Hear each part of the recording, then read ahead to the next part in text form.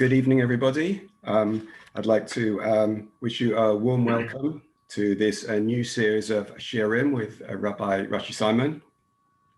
I'd like to introduce Rabbi Simon by saying that he is the founding director of Kesher, the Connection, and the Rav of the Kesher Kehillah.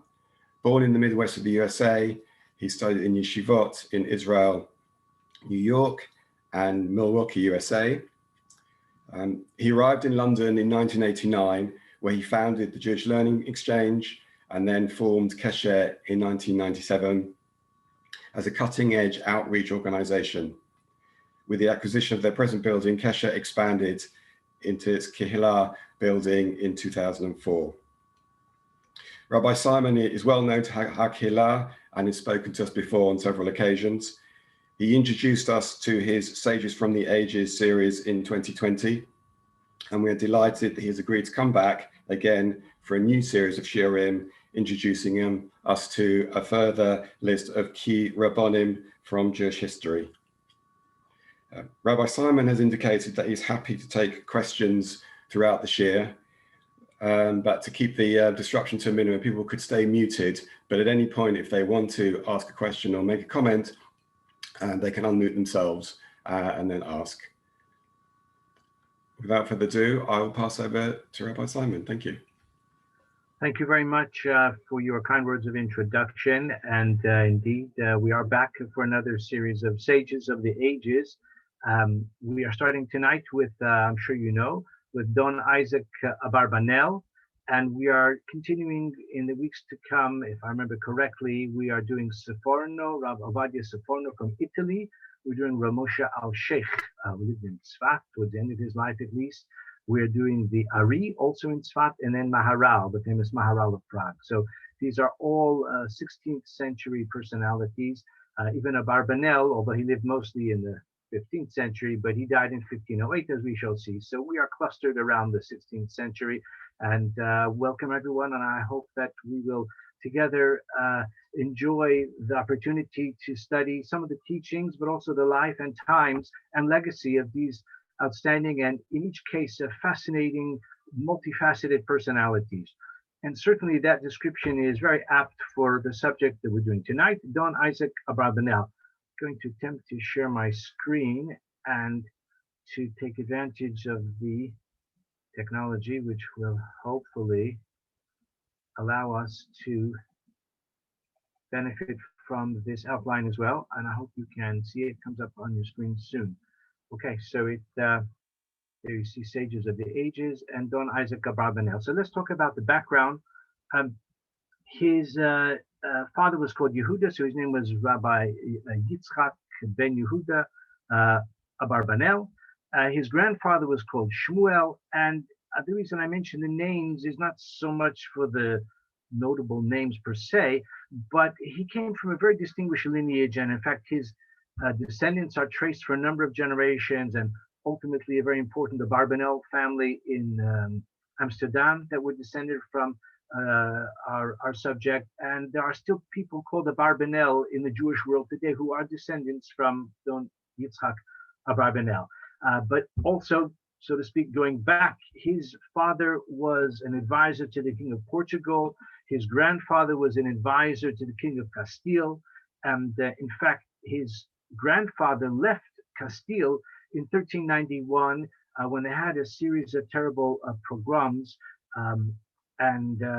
Actually, in a way, those terrible massacres in 1391 presaged the expulsion of the Jews a century later, as of course is well known in 1492. What is notable, though, and this is pertinent to the career and the life and times of Abarbanel, is that in hindsight, to use an American football term, the historian has the benefit of being the Monday morning quarterback who can look back at history and advise retrospectively the actors how they should have performed and what they should have done and how they could have improved and what catastrophes could have been avoided. So from our point of view, and actually you see it here in the Roman numeral 1, letter B, family origins. They fled Castile for Portugal following the massacres of 1391. From our perspective, the writing was on the wall. Why didn't they just leave when they could?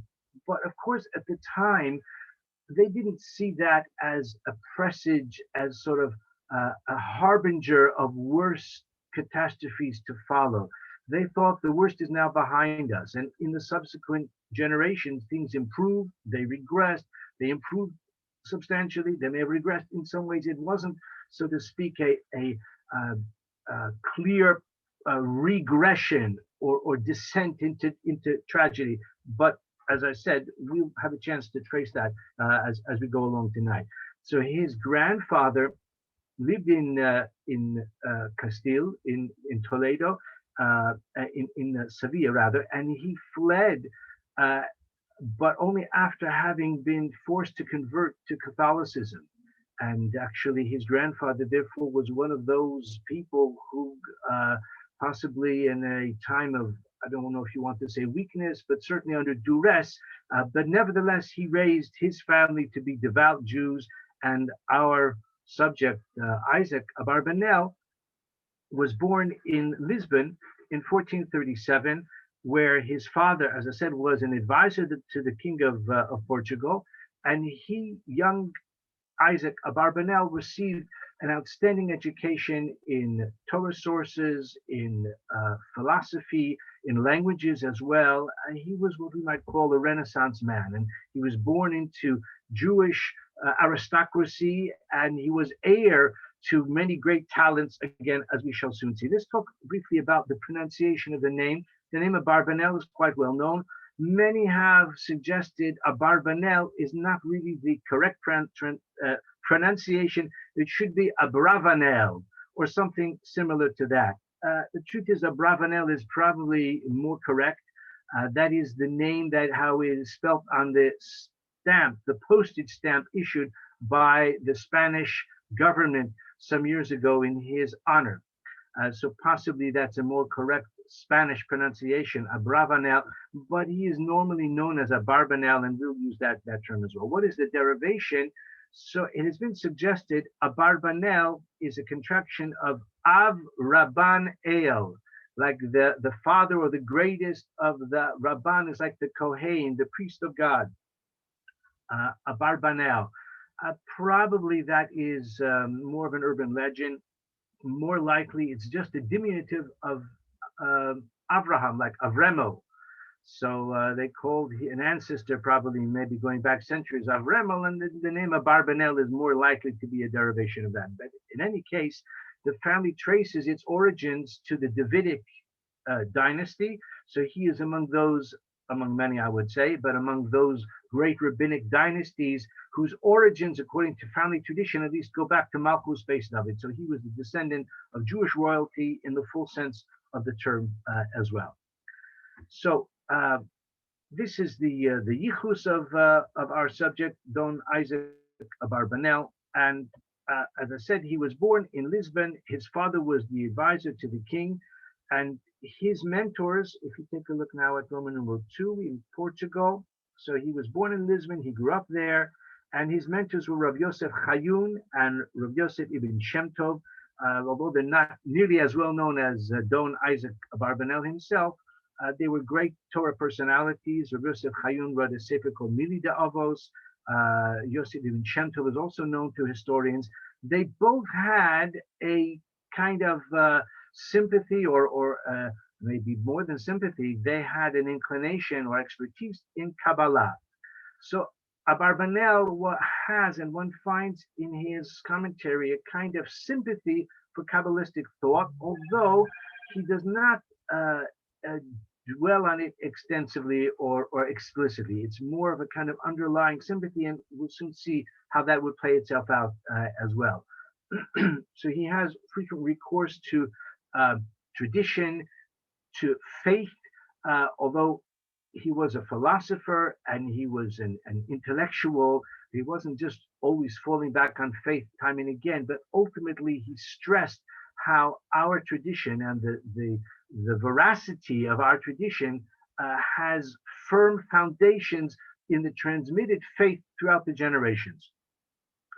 Um, so he began to write at a young age. He was a kind of child prodigy, and he began writing his commentaries at the age of 20.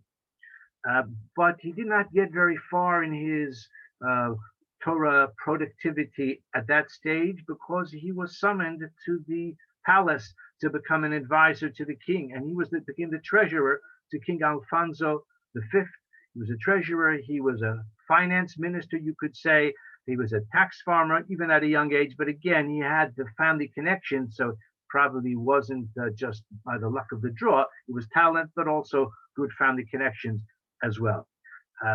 He was deeply involved, even at an early age, in Jewish communal leadership, philanthropy. We find examples of his redeeming from captivity the entire Jewish community of Arzila, Morocco, who were set upon by marauders or pirates, and about 250 of them were brought to Lisbon to be sold as slaves. And he set about raising the money to ransom them. A large part of the funds actually came from his own resources, and he set about sort of inspiring or encouraging others to contribute as well. So he was known for his leadership, for his philanthropy, for his generosity in this regard. In other words, he utilized his position of influence with the king and with the higher echelons of the government on behalf of his people. So I'm not saying everything was wonderful, but relatively speaking, he was in a good place, and the Jews were in a good place. But as is so often the case in Jewish history and in the lives of great people, does not last. The good times don't last. In 1481, Alfonso, who was his patron, and I say he was the king, and he was the protector of Abarbanel, and by extension of the Jewish community of Lisbon and of Portugal. But he died. He died in 1481, and his successor, and that takes us to Roman numeral 2, if you're following here, number 1. His successor was his son, John II, but he was accused of conspiracy. Abarbanel was accused by John II of conspiracy. What was happening was that there was a battle for succession. John II wanted to weaken the power of the aristocracy in order to consolidate centralized power in the throne. The sort of leader of the insurrection was his cousin, the Count of Braganza, and Abarbanel possibly, certainly he was accused, whether it was actually so, it may well have been the case, that he sided with the wrong horse. He backed the wrong side in this battle of succession, which is always a dangerous move. So there was a warrant for the arrest of Abarbanel. In the meantime, John II had his rival and cousin, this Count of Braganza, was arrested, was executed, and then he was searching for Abarbanel, who he accused of, as I said, siding with his enemy. Abarbanel was tipped off, and he was able to escape in time across the border to Toledo when he heard about the warrant for his arrest, but his fortune was confiscated, and that was the first time, and not the last, that Abarbanel's personal wealth, which was substantial, was confiscated and plundered, although it seems that he was successful in taking some of it with him as well. I guess, as I said, he had some advance notice, and he managed to slip across the border. For a while, he lived in a small town near the border, on the Spanish side of the border, and then he made his way to Toledo in 1483. What did he do in Castile, the family home for previous generations? As I say, his grandfather came from Castile. He sat down to learn and to write, and he, in a way, made a virtue of necessity. He had become a refugee, and he therefore returned to his writing, which he had to abandon some years before. His productivity was extraordinary. I'll just scroll down a bit further. As a refugee, he returned to writing, and his output, his voluminous output, is actually little short of astonishing. He's a refugee. He has fled, leaving behind most of his fortune. I think he took his family with him as well. Certainly, he did have a family and children whose identities are recorded. I think his son was one son was called Yehuda, and other sons as well. But he sat down to write. He finished his commentary on Sefer Yehoshua. He decided he wants to focus first on Nevi'im Rishonim, because the Chumash was much more widely studied and commented upon. And he therefore set himself about the Nevi'im Rishonim, and he wrote on Sefer Yehoshua. He finished it in 16 days, the entire commentary. The commentary to Sefer Shoftim, commentary on Judges, if you're following here, Roman numeral 3, letter A number 2, his commentary on Judges, he began it on Rosh Chodesh Kislev, and he writes that he finished it on Baruch Hashem, the first day of Hanukkah, in 25 days. He wrote an entire parish on Sefer Shoftim. It's interesting, his style, which we'll talk a little bit more about later, but he would always write extensive and quite wide-ranging introductions, and that's how we know when he started, when he finished, because he would record that information for the interest of the reader. I mean, that's just, as I say, curiosity maybe, but he would deal in his introductions with the authorship of the book, the style of the Navi in that particular sefer. He would deal with also some of the political aspects, and he would relate the book of Shoftim, or even more so the book of Shmuel, which was one of his early masterpieces. It's a voluminous masterpiece. He finished it in 10 weeks. The whole Sefer Yehoshua. I'm sorry, Sefer Shmuel. His introduction to Sefer Shmuel is an extended monograph in its own right, and he makes reference to contemporary events, to statecraft, to diplomacy, to statesmanship, because again, this was part of his own experience and part of his own area of expertise. I would venture to say much more so than most Torah commentators, whose familiarity with the ways of political process, etc., would only be at a distance, if at all. Abarbanel had a much more immediate contact and a more immediate understanding of his subject. But it did not last. He was presumably contented and certainly highly productive in his writing. But as he was in the midst of his parish on Sefer Malachim, he was summoned to serve the Malachim in his town, and that was Ferdinand and Isabella.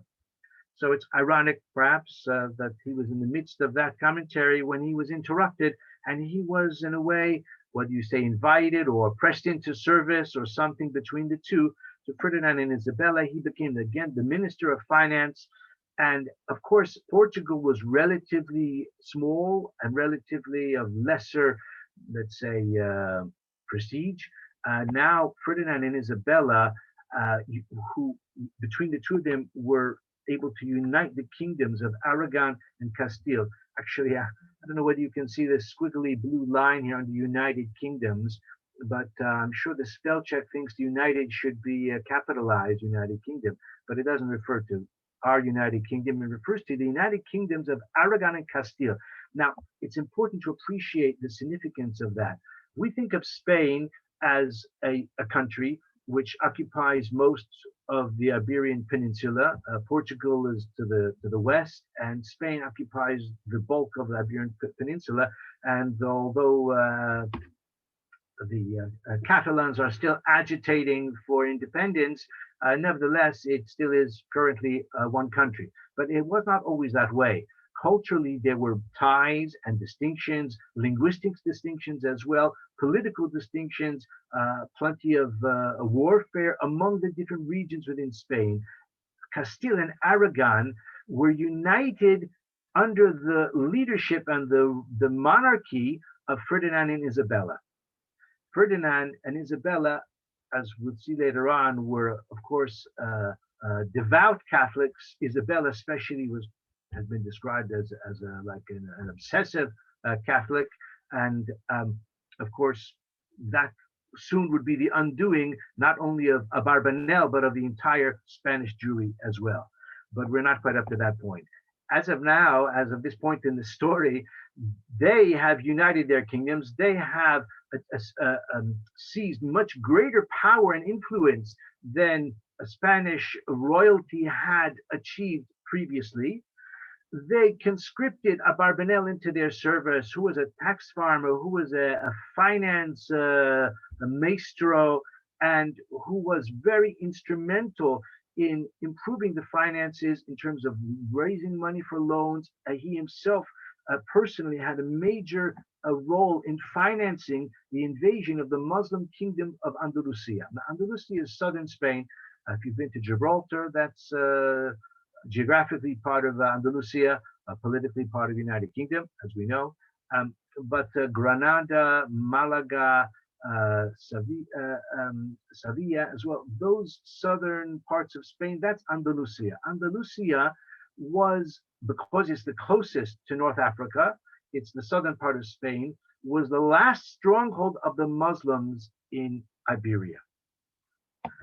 The Muslims conquered Iberia in 711, which is also a good place to get a cup of coffee late at night. 711, when the Muslim armies streamed across the Straits of Gibraltar, and within a short period of time, they had conquered most of Iberia by the edge of the sword. What followed in the subsequent 800 years was the so-called Reconquista, in which the Christians gradually, over the centuries, reconquered Spain, further and further south. In other words, they drove the Muslims out of Spain eventually. But 800 years is a long time. Finally, in the days of Ferdinand and Isabella, they thought the time has come, we can push the Muslims out of Iberia in its entirety. And Granada was the last holdout of Muslim Spain. What does this have to do with our story? We'll see very shortly. So Abarbanel financed this campaign, which was successful, and Ferdinand and Isabella were delighted with him. But it all turned pear-shaped. I mean, I'm greatly oversimplifying it, of course, but the effect of driving the Muslims out of Iberia, out of Spain, meant that from the point of view of the Catholics, the Jews are now the thorn in the side of the church, because previously there were lots of Muslims around as well, but now that the Muslims were driven away, so the more fanatic and more intolerant Catholics, of which there were plenty, well, why are we tolerating the Jews? The Jews are also the infidel, or however they characterize. I mean, the Jews probably in theological terms, the Christians have a greater animus towards the Jews, towards us, than towards the Muslims. And having achieved that, Torquemada, who was the chief inquisitor general and the confessor of the monarchs, insisted, now that we've driven the Muslims out, which was more a political matter, now why are we tolerating the Jews? It's time to force the Jews to convert or to leave. It's likely that Ferdinand and Isabella recognized the political and financial and maybe cultural folly or harm, own goal that we might call it, in such a program. But they were devout Catholics, and Torquemada was fanatic and exercised a great deal of influence upon them. And it was he, Torquemada, who insisted that they should draft and sign the Alhambra Decree. And that was, you see here, I've gone slightly out of order. The Alhambra Decree, where's my little cursor? Yeah, here you go. 2.1, Alhambra Decree with the expulsion of Jews from all of Spain on the 31st of March, 1492. And apparently the date for the actual expulsion was 3 months later, 31st of July. So during those 3 months, what are we talking about? April, May, June, July, I guess 4 months. Abarbanel and others tried every possible effort to persuade the monarchs to reconsider. And the efforts were in vain. despite the importance that Abarbanel personally represented to the monarchy, and despite the offer of a very, very lavish payment, essentially a bribe, apparently 300,000 ducats. I once looked into it to try to estimate the value. It seems it would have been about, according to what I found on the internet, about 70,000 US dollars at the time. I mean, we're projecting back 500 years, there was no USA, but $70,000 500 years ago, if you take into account the inflation, etc., I would imagine it would have been an enormous fortune, but it was all to no avail. Probably, as I say, Ferdinand and Isabella themselves were wavering, and according to legend, which possibly is a bit of mythology, but according to legend, Abarbanel was remonstrating with them and seeking to persuade them to abandon this plan. And Torquemada himself burst in to the room, and whether Abarbanel was there at that moment or not, he threw down the cross and he said, "Are you going to are you going to repeat the crime of Judas of betraying the Lord for money, for shekel?" And so ultimately they did not acquiesce, and they maintained their insistence that the Jews would have to leave or convert. Now, I say to leave or convert, it probably was not their intention that all the Jews would leave, especially the rich ones. They wanted them to stay. What they wanted them to do, of course, was to convert to Christianity. Now, much has been written about this subject, the question of how many Jews from Spain left, how many, so to speak, went to ground, how many kissed the cross, how many so-called Marranos were there. Very difficult to know. We estimate there were possibly 250,000 Jews in Spain at that time. Estimates, again, vary. Some say that there were 300,000 who left with Abarbanel. I think it's probably an exaggeration. There were probably more like 250,000 altogether, of whom maybe half left and half stayed. If you look here in the outline, if you're still following with me, then you'll see the tragedy of the court rabbi of Castile, Don Abraham Senior of Segovia. Now, Abraham Senior and Don Isaac Abarbanel were the two leading sort of personalities in the Jewish community in Spain at that time. Senior was like the court rabbi. Probably was not a Torah giant of the stature of Abarbanel, but he was a rabbi, and he was very influential at the court as well. He was the shadchan to the royals. He was the power broker. He was the one who brought about this shidduch and the uniting of the kingdoms of Aragon and Castile, and therefore he was in a position of enormous influence. And he also tried to persuade the monarchs to abandon this plan. But the more influence, the more prestige, the more money, the more power, the more sort of privileged position you have, the more you've got to lose. And ultimately, Don Abraham Senior could not take the pressure, and he did succumb, and he did convert, and he was baptized together with his family on the 15th of June, 1492, just a few weeks before the decree was to be implemented. It's very likely that he came under enormous pressure, not just pressure in terms of cajoling him, but apparently they threatened that if he does not convert, then they'll kill either his entire family or his entire community. They'll carry out the worst massacre, since 1391 or even worse. Moreover, Isabella probably felt that if he does convert to Catholicism, that others will follow, and that his example will demoralize all the rest of the Jews. And if he, the rabbi, the court rabbi, converts, then why should we stick it out? Why should we leave? Why should we abandon our businesses, our properties, our wealth, and everything else?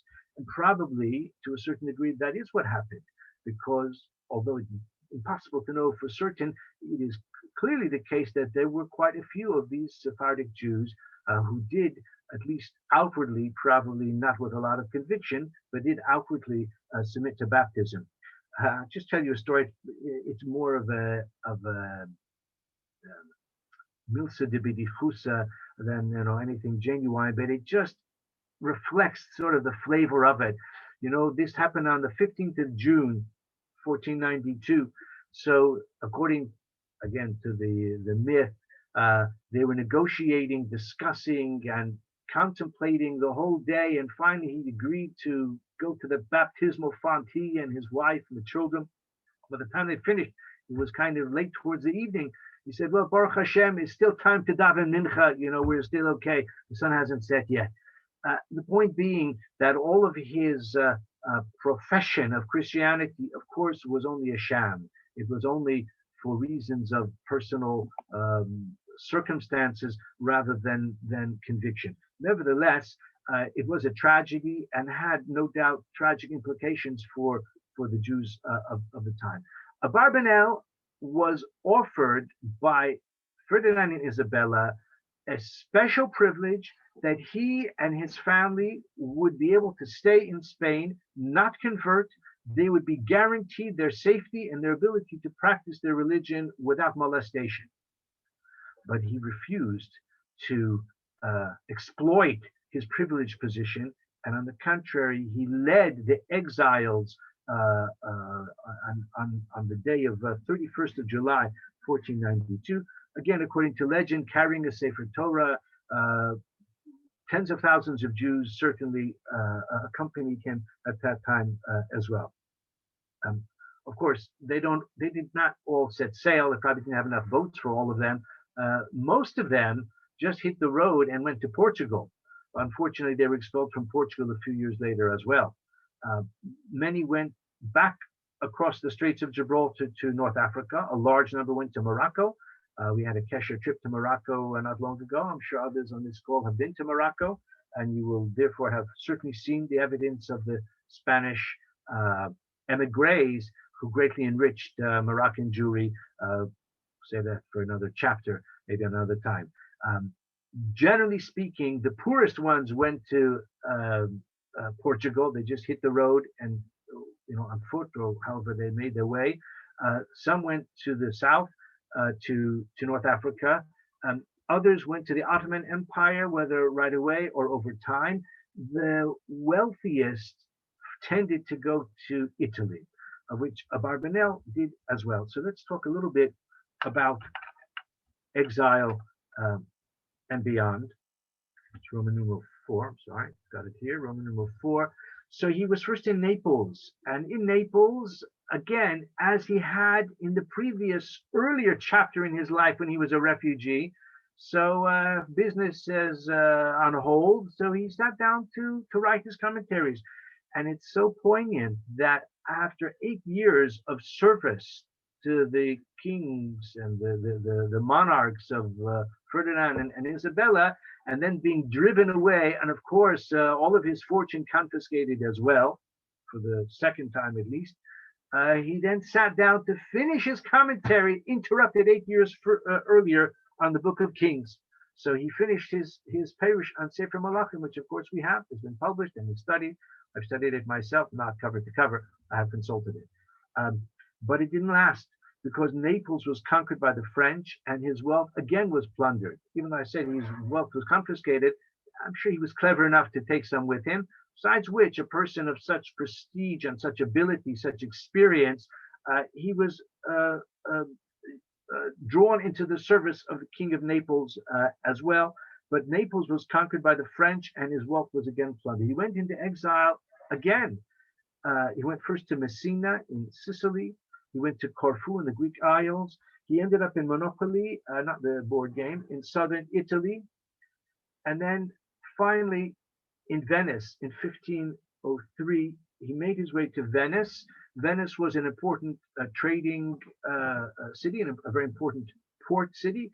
And he, for the last time, got involved in finance once more. He negotiated an important deal, an important arrangement with France, between Venice and France, or not put finance. I'm sorry, it was not with it was with Venice and Portugal. Portugal, his old hometown, his own homeland, with Venice and Portugal for a spice, a treaty spice agreement. Spice, of course, was a very valuable commodity, and a commodity which is relatively easy to transport, and therefore it was an important deal which he negotiated.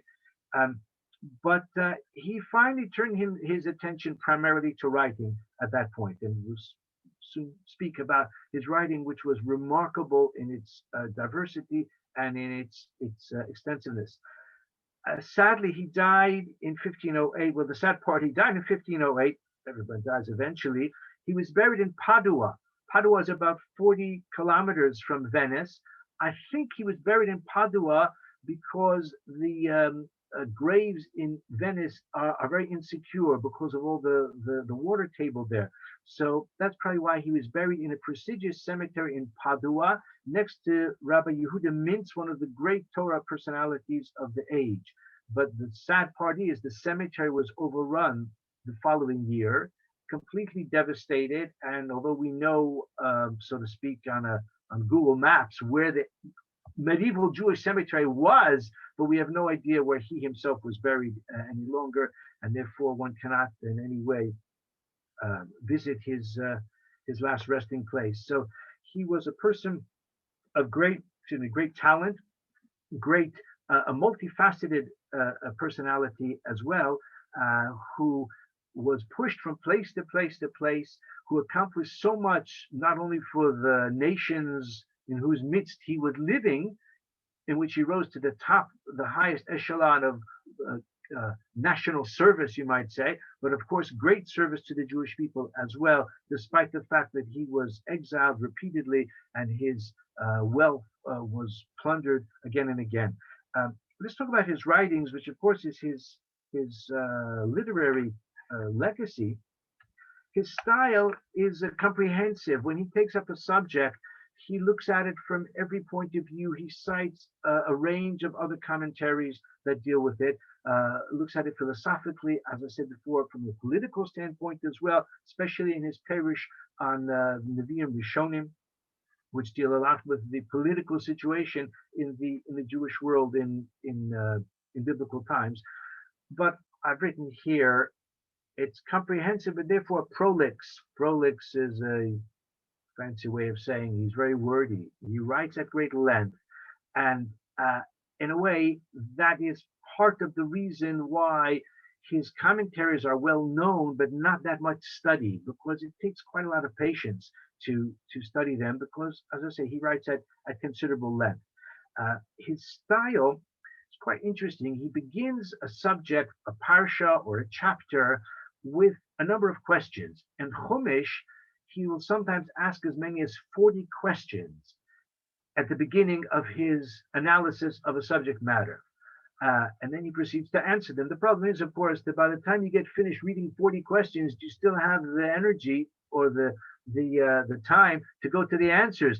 It's been suggested that if a person studies the commentary of Abarbanel, he's at great the risk of having his faith undermined, because he reads these sort of bumba kashas, as we say, and he doesn't get around to the answers. So he's left with wondering whether the Torah is,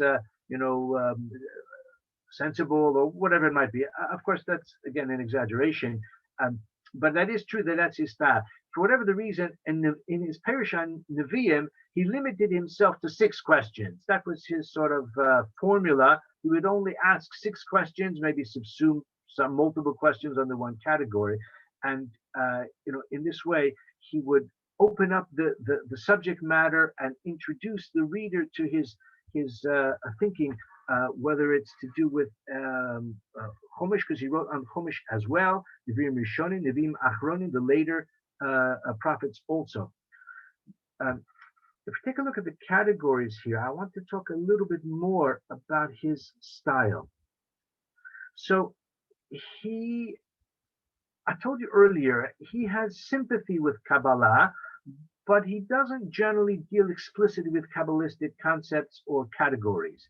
But when it comes to philosophy, he is inclined to, like, when I say inclined, he defends the Rambam, but sometimes he does it in a half-hearted way. So Maimonides, I'm sure everyone on this in this learned group is aware, the Rambam was the great philosopher, the great rationalist. The Rambam was criticized by many others for his originality of thought and his rationalistic approach and his acceptance of philosophical ideas that derive from the Greek tradition. And Abarbanel often defends the Rambam against those criticisms, but he sometimes does it with limited conviction. I'll give you an example of that shortly. And I would say that really his style or his sympathies lie more with Ramban. And I hope we'll still have a chance tonight in the few minutes that we do have left still to give an example of that from his commentary to Parshas Kedoshim, which we read this Shabbos. So I thought, since we're talking about the Abarbanel and he has such extensive commentaries, I'd like to incorporate, share with you a thought about that. We'll get to that shortly. Something from this week's Parsha. Let's talk about the categories of his writings, though, because biblical commentaries is only the first category. What is notable, I mentioned his comprehensive approach in which he will mention a range of other commentaries and other approaches. What is almost unique in Abarbanel, hard to think of another great Torah commentator who has this penchant, is that he will also sometimes quote and even endorse Christian commentators like Jerome or Nicholas de Lyra. He will even at times say that their comments are, or their approach is more compelling or more convincing than the ones of the Jewish sources that he will cite. It doesn't happen often, but he does quote them. On the other side of the coin, his biblical commentaries often are oriented towards the critique of Christological interpretation. Let me just explain a little bit further. I mentioned about the philosophy that he is cautious about philosophical approach, the rationalistic approach. He has more like inclination, more natural sympathy for the Kabbalistic approach. The danger in his understanding, the danger of the rationalistic approach is the allegorization. If you have a mitzvah in the Torah or even a narrative passage in the Torah, and you seek to interpret it as an allegory, as if to say, don't take it at face value, don't accept it as a record of what happened, but view it as a philosophical allegory. That approach is not far from the Christian view of saying that so many commandments in the Torah are not meant to be taken literally, and so many things which the Torah commands or forbids just have an allegorical meaning, and really one can regard those strictures as obsolete or whatever it might be. He had a lot of contact with Christians. He had a lot of dealings with Christians. He had a lot of familiarity with Christian approaches to the Torah, and he was very alert and very determined to refute those interpretations. It's fascinating to recognize that these books were even printed in the Middle Ages or late Middle Ages, because, as I'm sure you know, the Christian censors often exercised a strong and malevolent influence on what could be printed. Even the Talmud was censored and many commentaries were censored.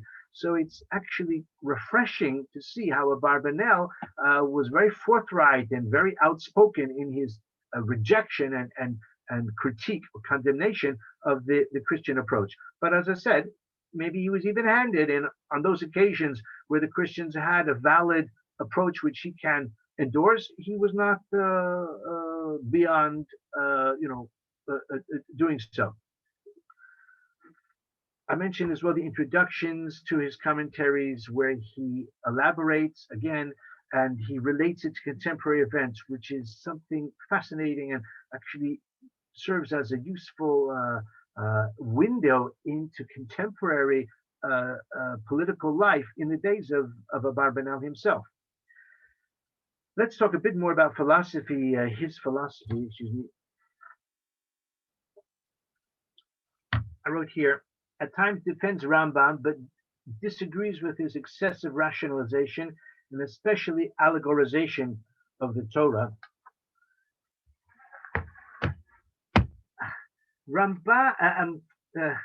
Abarbanel seeks to defend the Rambam. He wrote, towards the end of his life, he wrote an extensive commentary on Moreh Nevuchim, on the Rambam's Guide for the Perplexed.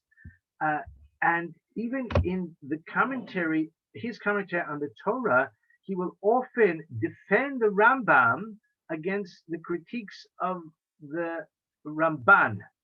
So Ramban represented the Kabbalistic tradition, representing the more classic rabbinic approach, will often find fault with the Rambam's allegorization. And Abarbanel will defend the Rambam, but he often does it without conviction. Rabbi Yosef Yavitz, who wrote an important sefer called Or HaChaim, not Or HaChaim, the commentator on the Torah, but another book called Or HaChaim, philosophy work. Rabbi Yosef Yavitz, he's known as a Chassid Yavitz. He was a contemporary of Abarbanel, and he writes about Abarbanel. I don't know whether he's serious, possibly not. He probably just means it more as a humorous quip. But he says that Abarbanel would say, "Ze kavanas Rabbeinu Moshe, ach lo kavanas Moshe Rabbeinu." This is the intent of our Rabbi Moshe, meaning the Rambam, but not the intent of Moshe Rabbeinu himself. So you could say with such defenders, who needs detractors? But nevertheless, we find that the commentators who seek to clarify the approach of the Rambam against the critiques of the Ramban will often find some elucidation in Abarbanel. For those who make use of the Chevelle commentary on the Ramban on the Torah, so he will often cite in the footnotes Abarbanel's efforts to defend the Rambam. Okay, I think we've spoken about that enough. The final, very important category of his writings is about Mashiach. He wrote a lot about Mashiach, belief in Mashiach, the signs of the coming of Mashiach, the basis for our conviction and our confidence that the Messianic era will arrive. There's an element of apologetics, polemics, a consolation of the exiles especially. And, in the last part of his life, he turned a lot of attention to that subject because the Jews of his generation, including, Abarbanel's own circle, his own contemporaries, his own peers, his own congregants, if you like, were traumatized by the Spanish expulsion. To go back to where we began, we mentioned 1391, the series of terrible massacres in Spain, that in retrospect was a kind of prelude to 1492. They looked back at not 100 years, but they looked back at 2,000 years of Jewish life in Spain. According to the tradition of the Spanish Jewry, they were there from the time of the destruction of the first temple, 2,000 years prior. They were certainly there for many, many hundreds of years. From about the 2nd or 3rd century, we have ample archaeological evidence of a Jewish community in Spain. The Jews regard themselves as veteran settlers, and they never imagined that it would come to this, that the entire Spanish Jewry would be forced to either submit to baptism or be forced into exile. And it traumatized them for generations. And we may have a chance in the coming weeks to reflect on that as well, because it actually has reverberations with regard to a number of other great personalities and great events that happened during that era. So Abarbanel himself turned his attention to providing consolation, encouragement, succor, a sense of fighting the despair and the sense of hopelessness and trauma that set up that crashed down upon his contemporaries. And he wrote, therefore, a number of books, Mashmiya Yeshua, announcing the redemption, Yeshua's Mashiach, the redemption of his Redeemer, of his anointed. Collectively, there's a third book. Collectively, they were known as Migdol, or Migdal Yeshua, the Tower of Salvation. He also wrote an extensive commentary on Pirkei Avot called Nachalat Avot. He wrote an extensive, very popular commentary on Haggadah Shel Pesach called Zevach Pesach, which was, again, in his style, very extensive. And some years later, it was condensed into a kind of a Reader's Digest condensed version called Tzli Eish. Tzli Eish, when you roast meat, then it contracts. So they called it Tzli Eish. It's very popular, been reprinted many, many times. He also wrote, as I said, a commentary on Moreh Nevuchim of the Rambam as well. So his literary output was vast, extensive, and variegated as well. The legacy of Abarbanel is a Jew who is faithful, who is devout, who is learned, who is, as I keep saying, very productive, who devoted himself to teaching and to his writing, but equally and without compromising his innate piety, was deeply involved in the wider world. He was an advisor to the kings repeatedly. He rose to the top every time. He personally overcame a tragedy and trauma and impoverishment, and he bounced back again and again. And in this sense, he is a true Jewish hero. I would just like to take the last few minutes to share with you, just by way of a kind of postscript, a beautiful thought. I'm not saying it's among his very most original, but nevertheless characteristic of his style, on Kedoshim Tihiyu. So he writes that Kedoshim Tihiyu, this parsha, although it doesn't quote explicitly, but he's alluding to the comments in the Medrash that the portion of Kedoshim Tihiyu, you shall be holy, is a counterpart to the Ten Commandments. Whereas the Aseret HaDibros are sort of short and pithy, the Parsha of Kedoshim elaborates on each of the Ten Commandments. We're not going to go through all 10 of them, but he mentions two, which are found in the beginning of the portion of Kedoshim Tihiyu. Kibud Av Va'em, honoring the parents, and the observance of Shabbos. So, of course, those appear in the Ten Commandments. They appear again in our Parsha, in the Parsha of Kedoshim Tihiyu. But before he gets to that, I told you he tends to write at length. He says that this parsha of Kedoshim is a kind of prelude or a precursor to the covenant at the end of the book of Vayikra. So we are reading now, we're in the process of reading the book of Vayikra, Leviticus, which has Kedoshim, Parsha Kedoshim this week. Later on, at the end of the book of Vayikra, we have the portion of Bechukosai, in Bechukosai Telechu, if you walk in my ways. And the Torah describes initially some lovely, sublime blessings that will which the Jewish people will merit if we walk in the ways of the Torah. But then it turns the corner and describes the other side of the coin, the terrible rebuke and the terrible tragedies that will ensue if we spurn the Torah and if we are not faithful. So he calls this, Abarbanel calls this the Great Covenant, the sort of presentation of the two possibilities that lie before us. If we uphold the covenant, wonderful. If not, we will endure the consequences. He says Parshas Kedoshim is like the prelude to that, in which the Ten Commandments represent the entirety of the Torah in those Ten Commandments, symbolically.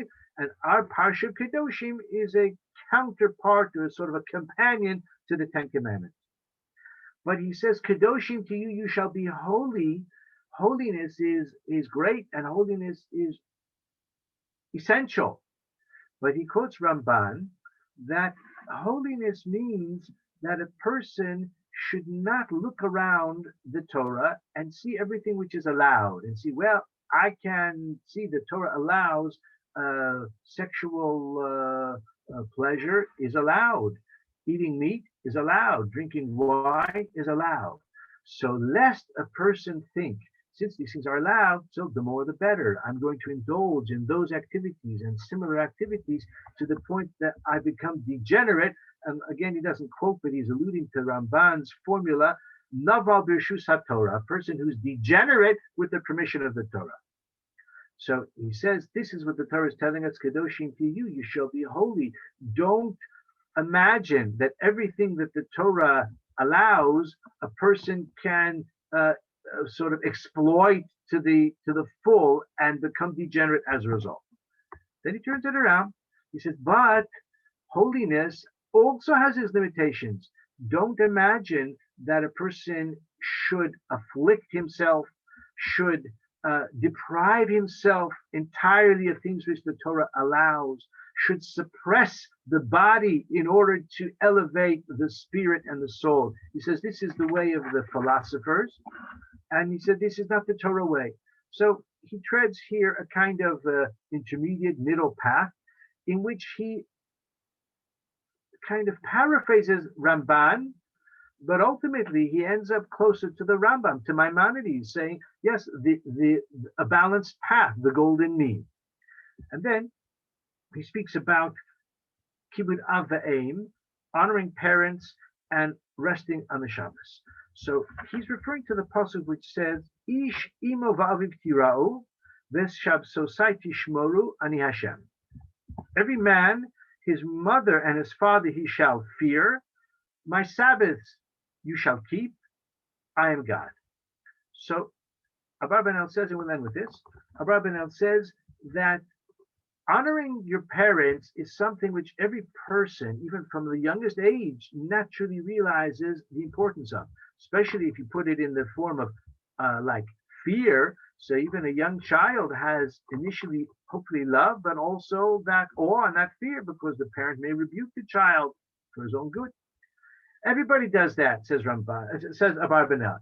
What about Shabbos? Everybody likes the day of rest. Nobody likes to work day after day after day. The idea of resting one day a week, that's going to be popular. That's a great idea. But he says the Torah is telling us the following. Don't do those things because your own intellect endorses it. Don't act out of obedience to natural law. That's not the right intention. The fact that a person naturally recognizes the importance of respecting parents, the value of resting one day a week, that may be fine and it may be part of human nature, but that's not the reason to keep the mitzvahs of the Torah. That's why it says, Ani Hashem, I'm God. So here in this comment, you see his religious philosophy in which he is cognizant of the philosophical perspective that would validate these activities, honoring parents, resting on the Sabbath. But he says that should not be the basis for a Jew's mitzvah observance. And he emphasizes how a person, a Jew, has to retain his faithfulness to the Torah because it's the will of God, Ani Hashem. So that's his comment on the beginning part of Kedoshim to you. So whatever else we've accomplished tonight, we've learned a nice Torah thought from Abarbanel, which is relevant to Inyana Dioma. Just about finished in time for 9:30. I think I was supposed to speak for an hour. So thank you very much, everyone, for listening. If there are any questions or comments, I'm happy to take them. Everyone has been very either attentive or quiet, at least whether you're listening is hard to know. But in any case, here we've studied a bit about Abarbanel, learned about some of his life and teachings, legacy. So if any questions, please go ahead. Rabbi, it's Yaakov here. Hi. A quick question. I posted it in the chat. There's a rumor that Torquemada was Jewish. He was a convert. Do you have any opinion on that or information?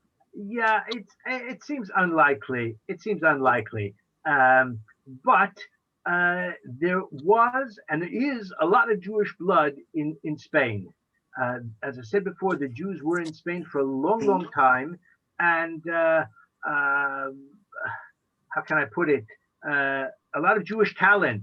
So if there were highly accomplished Spaniards, the idea that they may have some Jewish blood, it's not completely preposterous. It's hard to know. Hard to know. It's certainly the case that he was fanatic in his hostility to Jews, which, yes, possibly could reflect kind of self-hate phenomenon, which unfortunately is only too familiar to us in the Jewish world. There was another Torquemada later on who actually was of Jewish origin, and it was a problem for that one. That one was not like the first Torquemada. I see. But I just wanted to say, when you said about the surname of Abarbanel, when they went to Italy, in Venice, they used to call them Abravanelli, which is rhyming with Ravanelli, that is radish, the vegetable. I see. Interesting. Look, names can naturally evolve over the generations, especially different languages and different milieux. I think, as I said earlier, that to me the most likely derivation is just the diminutive of Abraham, Avremel, became Abarbanel. But yeah, there may be other possibilities as well, no doubt. But as I said, the name is still current in the Jewish world. One does encounter people, even some famous people called Abarbanel. I think if you Google it, you can find some people called Abarbanel even now. So there's good yichus if anybody is, if you read a shidduch with an Abarbanel, then at least some of the family members were very distinguished. I'll just mention, because you asked about Torquemada, there are rumors that, of course, much closer to our time, that Franco himself possibly had Jewish blood. It's true that Franco never participated in hounding and persecuting the Jews to the extent that Hitler wanted him to. So these are rumors that are persistent. Yeah, could be. Great. Thank you very much, Rabbi Simon, for a fascinating and illuminating exposition. We look forward to this time next week, where I believe the program is for Rav Ovadia Sforno. So we're going from Spain to Italy. We've been to Italy already, because as we've seen, Abarbanel lived the last part of his life in Italy. So next week we're doing Rav Ovadia Sforno, also a fascinating figure. And join us next week to learn a lot more. See you then. Thank you very much. Thank you very much.